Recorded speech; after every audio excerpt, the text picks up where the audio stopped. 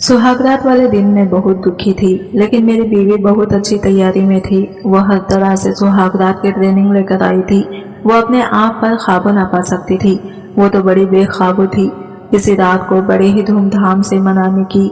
लेकिन अफसोस मैं ये सब नहीं करना चाहता था, क्योंकि मेरे दिल में अपनी बीवी के लिए कोई फीलिंग्स ही नहीं थी। तो मैं कैसे इसके साथ ये रात मनाता। मैं कमरे में गया तो वो सुर्ख लाल नाइटी पहनकर बैठी हुई थी। मैं कमरे में जाते ही इसे कोई बात नहीं की, चुपचाप जाकर बेड पर करवट लिए के सो गया। मगर आधी रात को इसका हाथ मेरी कमर पर आया और फिर इसने तो अपने दोनों, आज सुहागरात वाला दिन था, इसने बेदिली से शेरवानी उतारकर इसने साथ वाली कुर्सी पर फेंकी हुई थी और वो सामने वाले टेबल पर पैर रखकर और बेढंग सा बैठकर सिगरेट पे सिगरेट फूंक रहा था। फिर अम्मा अपने बेटे को इस तरह देखकर परेशान हो गई थी। वो लॉन्च में आई और अपने बेटे को इस तरह से देखकर इसे आंखें ना मिला पा रही थी। इससे आंखें मिलाना इनका बहुत ही मुश्किल मरहला बन गया था। अयान बहुत ही जज्बाती झटके से गुजर रहा था। माँ इसे इस जज्बाती हालात से नहीं निकाल सकती थी। अयान को इस तरह दुखी देखकर माँ भी परेशान हो गई थी। आखिर जो मैं माँ थी, मैं कैसे अपने बेटे को दुखी देख सकती थी।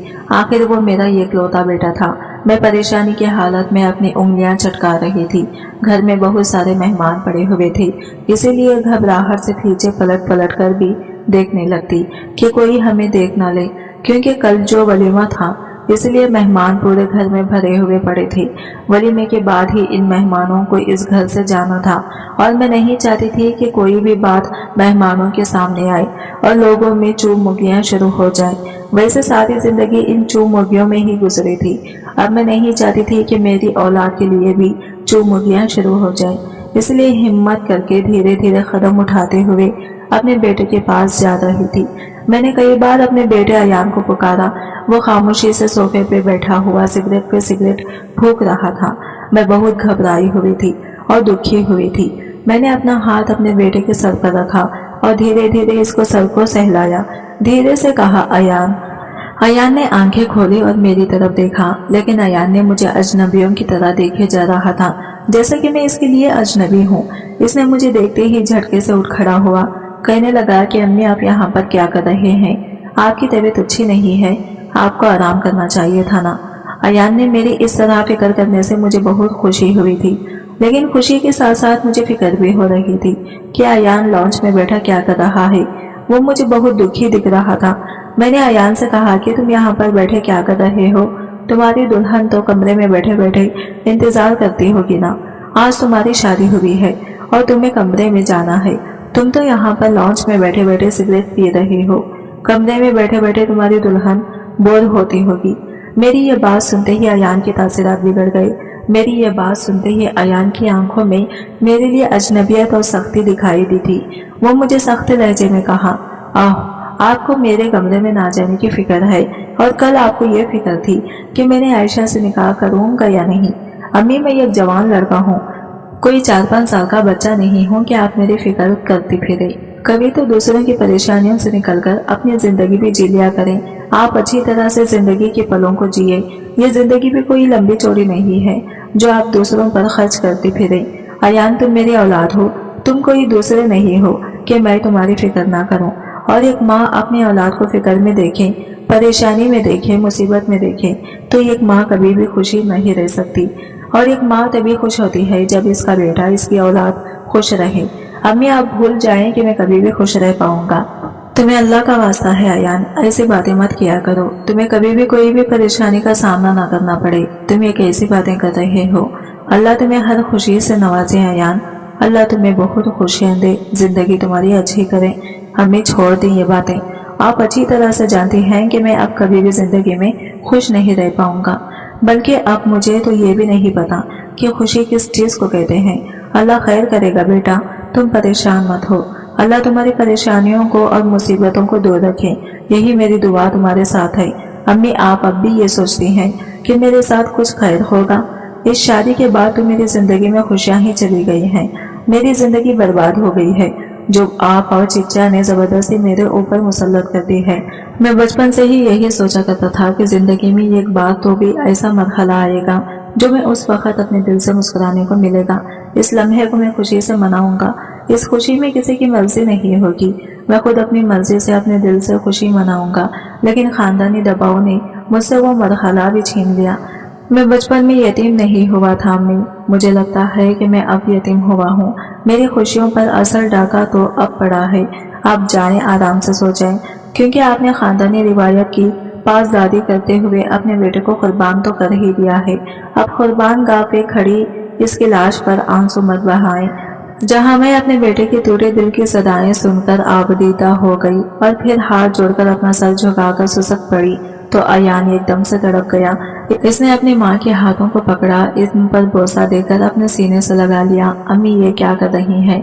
इसके लहजे में आंसुओं की नमी सी थी। एक कड़ेल जवान माँ के सामने फिर से बच्चा बन गया। खुदा के लिए इस तरह मत किया करें, वो सरगोशी में बोला तो जहाँ इरा अपनी हिचकियों को जब्त करते हुए इसे देखने लगी। मुझे माफ कर दो अयान, मैं बहुत मजबूर हो गई थी। मेरे कंधों पर तुम्हारे चिच्चा के बहुत एहसानात थे।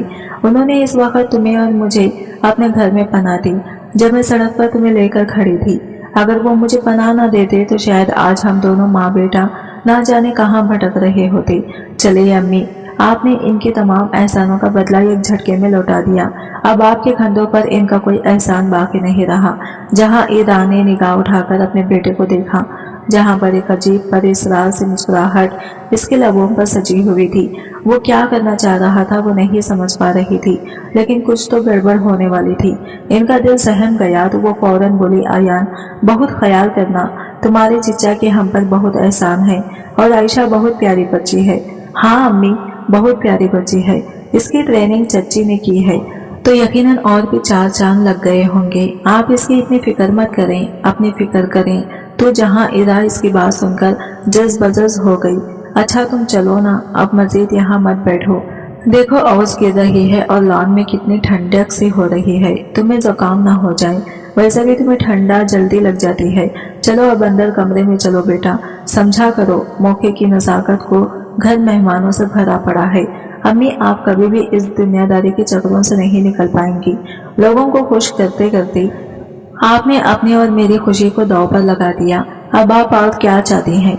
मेरा नहीं दिल कर रहा कमरे में जाने को। कोई जबरदस्ती है क्या? तो जहाँ इरा का चेहरा इसकी बात सुनकर मुरझा गया, वो एकदम से बोली, ये कैसी बातें कर रहे हो? तुम्हारी शादी की पहली रात है और दूल्हे इस तरह की बातें करते हुए अच्छे लगते हैं क्या?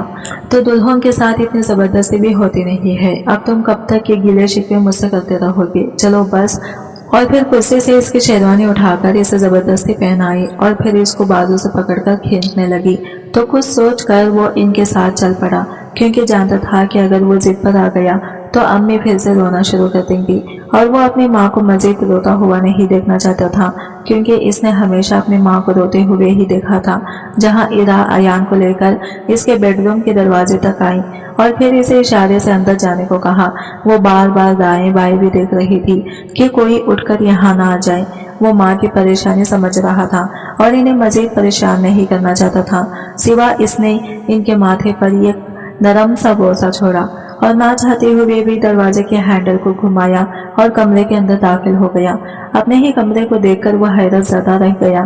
कमरा इंतहाई खूबसूरती के साथ सजाया गया था। ये यकीनन सब अम्मी की कारस्तानी होगी, क्योंकि इसने तो अम्मी को साफ साफ कहा था कि मुझे अपने कमरे में किसी किस्म की कोई सजावट नहीं चाहिए। यही वजह थी कि इसकी गैर मौजूदगी में इसकी अम्मी ने फटाफट ये कमरा सजाया होगा। इसे मोतियों के फूल बेहद पसंद थे। यही वजह थी कि ताज़ा मोतिये और गुलाब के फूलों से सेज को सजाया गया था।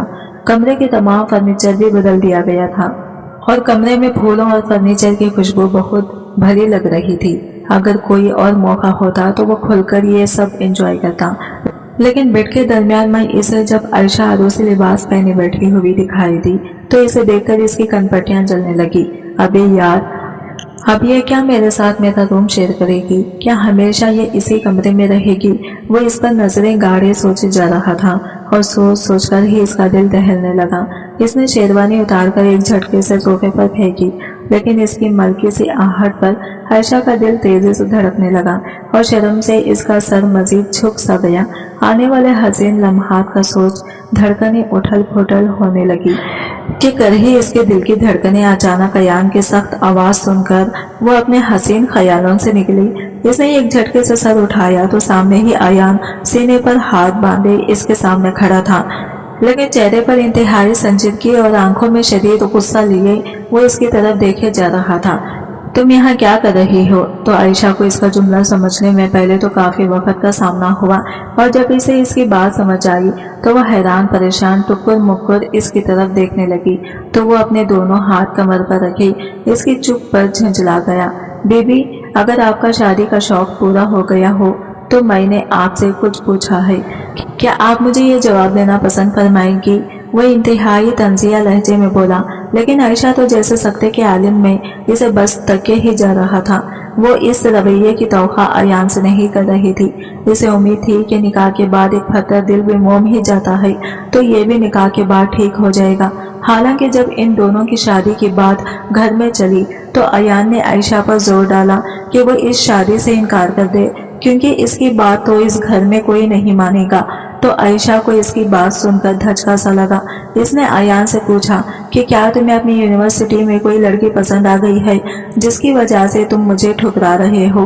तो वो अपना सर पकड़ कर रह गया और कहने लगा, ऐसी कोई बात नहीं है, और जो इस वक्त मेरी हालत है वो मुझे मोहब्बत करने की इजाजत नहीं दे रही। इससे मैं शादी करूं तो आयशा को इत्मीनान हो गया कि चलो वो किसी और में इन्वॉल्व नहीं। फिर वो इसको तसल्ली देते हुए बोली कि जरूरी तो नहीं कि हालत सदा एक जैसी रहे। अब तुम मत ये कह देना कि निकाह होते ही मुझे कोई 18 ग्रेड की नौकरी मिल जाएगी और फिर तुम लड़कियां वो क्या बोलती हो कि हर कामयाब मर्द के पीछे औरत का हाथ होता है। फॉर गॉड सेक आयशा, अब ये जज्बाती डायलॉग बोलकर मुझे राम करने की कोशिश मत करो। मैं तुम्हें राम नहीं कर रही अयान, बल्कि तुम्हें ये बता रही हूँ कि जिस बिना पर तुम शादी करने से इनकार कर रहे हो इस पर गम नहीं करो, जॉब मिल जाएगी। लेकिन अयान इसके बावजूद शादी के लिए नहीं माना। मगर फिर जहाँ ईरा ने ऐसा क्या कहा कि वो चुपचाप निकाह के लिए तैयार हो गया, और अब आयशा उजला उर्दूसी में बैठी इसका इंतजार कर रही थी। लेकिन अयान ने कमरे में आते ही जिस तरह सख्त रद्द अमल का इजहार किया, ये तो इसका वहम और गुमान में भी ना था। वो हवस बाख्ता सी होकर इस खूबसूरत चेहरे को तकती रही जिसके ब्राउन आंखों पर वो मर मिटी थी। मरियम के इस तरह से बयान देने पर वो मजीद चिढ़ गया और फिर मुंह बनाते हुए बोला, मुझे पहले कभी नहीं देखा हुआ तुमने। मैं अयान, तुम्हारा कजिन, जिसे तुम्हारे माँ बाप ने कुर्बानी का बकरा बनाकर तुम्हारे कदमों में ला फेंका है। तो वो जज्बज होकर इसे देखती चली जा रही थी। आहिस्ता से बोली अयान। इसकी पुकार में प्यार भरी इल्तिजा थी जिसे अयान ने पल भर में रिजेक्ट कर दिया। क्या अयान? मोहतरमा, मैं तुमसे ये पूछ रहा हूँ कि तुम आखिर यहाँ कर क्या रही हो, और ये इतना सच सवर कर बैठने की क्या जरूरत थी? मैंने क्या तुम्हें पहले देखा हुआ नहीं है जो ये इतना लिपा टोपी करके अपनी असल शक्ल छुपाने की कोशिश कर रही हो? इतना टन मेकअप आप लगाने के बाद खुद को कोई अप्सरा समझने लगी हो। ये शहजादी, मुझे इससे कोई गरज नहीं है। बेहतर होगा कि मेरा रूम अभी और इसी वक्त लीव कर दो। तो वह हैरानगी से बोली, क्या मतलब? आयशा की बड़ी बड़ी सियाह आंखों में आंसुओं की नमी सी आ गई। क्या अब मैं मतलब भी तुम्हें समझाऊं? सीधी सी बात है भाई, ये रूम मेरा है, मैं तुम्हारे साथ ये रूम शेयर नहीं कर सकता। अयान, तुम मेरी अपने हवास में हो। वो एकदम से अपनी बेइज्जती महसूस करते हुए बोली, ये अब सिर्फ तुम्हारा रूम नहीं मेरा भी है। मैं अब तुम्हारी बीवी हूँ, शायद तुम भूल रहे हो, और शौहर का कमरा ही बीवी का कमरा होता है। और ये तुम पहली रात ही कैसी बातें कर रहे हो? तुम अब मेरे शौहर हो। ओ अच्छा, वो होंठ सुकड़ते हुए सीटी बजाकर बोला, मैं तुम्हारा शौहर हूँ, लेकिन सिर्फ कागज की हद तक। मैंने दिल से तुम्हें अपनी बीवी तस्लीम नहीं किया। ये जोर जबरदस्ती का रिश्ता तुम्हें मुबारक हो, लेकिन इससे पहले पहले मेरा बिस्तर छोड़ दो तो मैं कहाँ जाऊंगी? ये तुम्हारा मसला है, मेरा नहीं। अपने लेटने का बंदोबस्त करना था ना तुमने? वो रुखाई से बोला। तो वो भी दो बदू बोली, इस कमरे का सारा फर्नीचर मैंने अपने पसंद का लिया है, और ये बेड भी। तो अयान ने एक लंबा सांस भरकर कहा, ओके, तो ये बेड तुमने लिया है कि यहाँ पर महारानी साहिबा आराम फरमाएंगी? तो ठीक है, मरो तुम यहाँ पर, मैं कहीं और लेट जाता हूँ। खुदा की कसम, अगर अभी मुझे अपनी माँ का खौफ ना होता तो मैं इस कमरे में अपना कदम भी ना लाता। फिर इसने बेड से अपना तकिया उठाया और सोफे पर जाकर लेट गया। आयशा हक्का बक्का अयान की तरफ देर सुन होते हुए जिस्म के साथ देखती रही, और कब आंसू इसकी पलकों से टूटकर इसके गालों पर बहने लगे इसे पता ही ना चला। अयान इसके लिए अनजान नहीं था। वो इसी घर में एक साथ पल बढ़कर जवान हुए थे और बचपन से ही वो अयान के लिए अपने दिल में यह खास जगह महसूस करती थी। लेकिन अब जिस अयान से इसका वापड़ा था वो इसे खता नहीं जानती थी। वो तो इस अयान को जानती थी जिसे इसने टूट कर चाहा था। और जवान होने पर इसने जब आहिस्ता से अपनी माँ के कानों में अयान के लिए बात डाली तो इसकी माँ ने कड़ी नजरों से अपनी बेटी की तरफ देखा। इनके चेहरे को देखकर आयशा जान गई कि इसकी बात इन्हें किस कदर नागवार लगी है। इससे पहले कि वो कुछ बोलती वो फौरन बोली, मम्मा, अयान को बचपन से पसंद करती हूँ और इससे शादी ही करूंगी। अपनी बेटी के मुंह से अयान का नाम सुनकर ही इनके पूरे बदन में करंट दौड़ गया था और अब तो वो अपनी मोहब्बत का इकरार भी कर रही थी। रजिया बेगम को सुनकर ऐसा लगा कि जैसे इनकी जान ही निकल जाएगी। उन्होंने तो अपनी इकलौती बेटी के लिए बहुत से सुहाने ख्वाब सोच कर रखे थे। वो तो इस बात का तस्वुर भी नहीं कर सकती थी कि वो इन टेंट पहुंचियों को अपनी औलाद पहुंचेगी। वो तो इसके लिए बहुत बड़े बड़े ख्वाब देखकर बैठी थी कि किसी बहुत अमीर कबीर बिजनेसमैन खानदान में इसका ब्याह करेंगी, जहां वो अपने घर जैसी ही सहूलतें देखें। लेकिन यहाँ तो कोई जोड़ ही नहीं था। अयान की माँ जो रिश्ते में इनकी जेठानी लगती थी, बेवा होने के बाद इन्हें अपने घर में पनाह दे रखी थी। लिहाजा उन्होंने आयशा को समझाते हुए कहा, इनका तो अपना कोई घर भी नहीं है, ये तुम्हें कहाँ रखेंगे। तो आयशा हैरत से अपनी माँ की तरफ देखने लगी। मम्मा, आप ये बात मत भूलें कि ये घर आपका भी नहीं है। ये घर जिसको आप अपना कहती रहती हैं, इसमें ताई अम्मी का भी इतना ही हिस्सा है। ये और बात है कि वो शरीफ औरत है, लड़ाई नहीं चाहती, इसलिए कभी आपके सामने उफ तक नहीं की। हालांकि अगर वो चाहे तो आपके सामने ये बात रख सकती थी। इनकी जुर्रत है कि वो हमारे सामने ये बात रख सके। क्या औकात है तुम्हारी ताई की। बात सिर्फ घर की नहीं है, हमने इसका और इसके बेटे का तमाम खर्चा अपने कंधों पर उठाया है। वो अगर ये घर ले भी लेती तो खाती पीती कहाँ से। तुम्हारे ताया कोई मल्ले छोड़कर नहीं मरे थे, ना ही उन्होंने कुछ पैसा टिक्का जोड़ा था। बला के अय्याश इंसान थे। ठीक है, बाहर की कमाई भेजते रहे तुम्हारे बाबा को, लेकिन सच तो यह है कि इस घर को बनाने में तुम्हारे बाबा का ज्यादा हाथ है। मम्मा, शायद आपकी याददाश्त कमजोर है तो मैं डर मान लिया। याद दिलाती चलो कि जब ये घर बन रहा था तो इस वक्त बाबा की कोई नौकरी नहीं थी और वो ताया जान के खर्चे पर ही हम सबको पाल रहे थे। नौकरी तो बहुत बाद में जाकर इनकी लगी। और एक घर जिसे आप बार बार अपना कह रही हैं ना, इसके कागजात अगर बाबा ने अपने नाम से ना बनवाए होते और बर वक्त ताया जान को इस बारे में पता चल जाता तो वो बाबा से जरूर अपने पैसों का हिसाब किताब करते। लेकिन ताया जान को जिंदगी ने इतनी मोहलत ही नहीं दी कि वो इंक्वायरी करती कि आखिर इनकी इतनी बड़ी रकम कैसे खदबद हो गई। यह आपकी खुशकिस्मती थी कि ताया जान ने ताई को अपनी जिंदगी में इतनी अहमियत दी, ना ही इस रकम के बारे में बताया जो वो वफ्ता फौफ्ता बाबा को भेजते रहे, क्योंकि इन्हें आप लोगों पर बेइंतहा एतबार था। लेकिन आपने इनके एतबार का खून कर डाला और इन्हें बताए बगैर आराम से इनके हिस्से पर भी कब्जा कर लिया। जरा सोचे, अगर ताया जिंदा होते तो क्या आप इनके हिस्से पर कब्जा कर सकते थे? किसी एक इंच पर भी अपना दावा दायरा नहीं कर सकते थे। लिहाजा वो नहीं, बल्कि हम अपने धोखे की वजह से इनके घर में रह रहे हैं। मुंह बंद करो आयशा, अगर किसी ने ये बातें सुन ली तो क्या होगा? तुम ये बात जानती हो तुम्हारे वालिदैन बैठे बिठाए बेइज्जत हो जाएंगे। अल्लाह ने कैसी औलाद दे रखी है जो अपने ही वालिदैन को जलील करने पर तुली है। हमने जो कुछ भी किया है वो तुम्हारी खातिर किया है। ये घर जायदाद तुम्हारे लिए बनाई है कि कल को तुम्हें कोई मसला ना हो। हमने कितना अर्सा और जीना है। ये कहकर वो रोने लगी तो आयशा को अपनी माँ के मगरमच्छ के आंसुओं पर जरा भी रहम न आया। लेकिन इनके आंसू इनसे बर्दाश्त भी नहीं हो रहे थे तो वो आहिस्ता से बोली, अम्मी, मेरे कहने का ये मतलब नहीं था। आप भी तो ताई अम्मी से अपनी नफरत करने में इंतहा कर जाती हैं। खुदा जाने आपके अंदर ये नफरत का लाओ कब ठंडा होगा। मैं चाहती हूँ कि बल्कि मेरी तो हमेशा से यही ख्वाहिश थी कि आप ताई अम्मी के साथ अच्छी बोलचाल रखें ताकि वो खुद मेरा रिश्ता आपसे मांगे।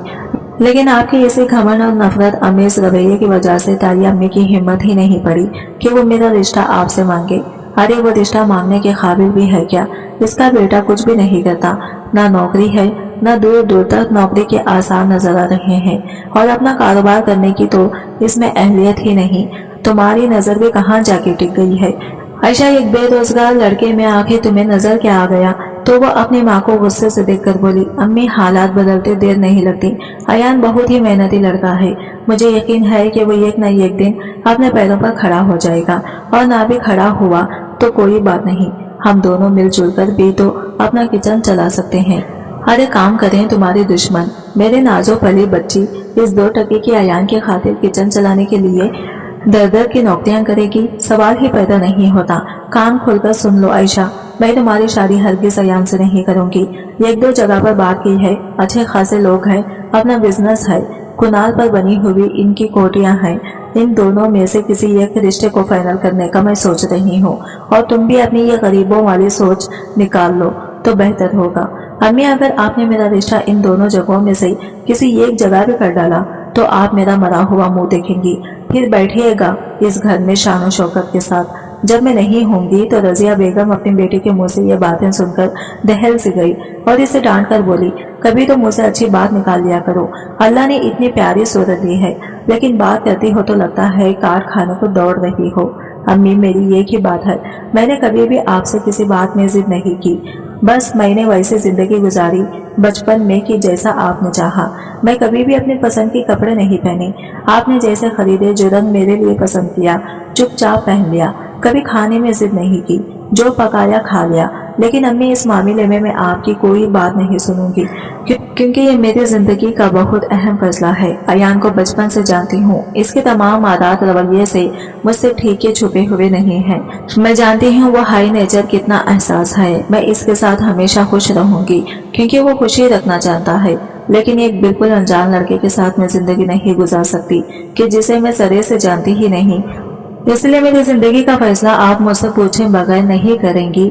तो रजिया बेगम अपनी इकलौती बेटी की ख्वाहिश में खामोश हो गई।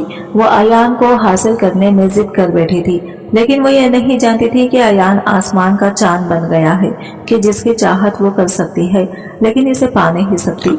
इसे लगा था कि अयान का वक्त गुस्सा है, जब निकाह होगा और वो इसके करीब होगी तो इसकी खुरबत में वो मचल उठेगा और खुद ही इसकी तरफ पेश कदमी कर डालेगा।